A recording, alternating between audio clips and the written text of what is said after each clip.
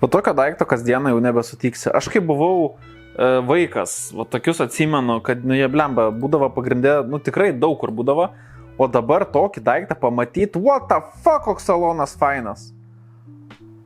Tie šonų palaikytojai tikrai jie netai vadinasi, bet holy shit. Va, čia tai patogu sėdėti. Ir dar pas jį yra, jeigu neklystu, orinė pakaba.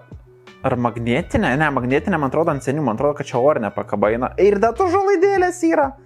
Ir jis važiuot turėtų kaip laivas. Visiškai, ta prasme. Wow.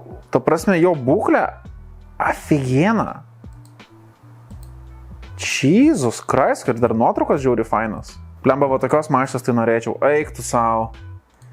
Bet įdomu, kodėl jų ir nebelyko, nes sakau, seniau jų tikrai būdavo žiauriai daug. Dabar jie, nežinau, neišliko, ar užkonservuoti, ar išvažiavę.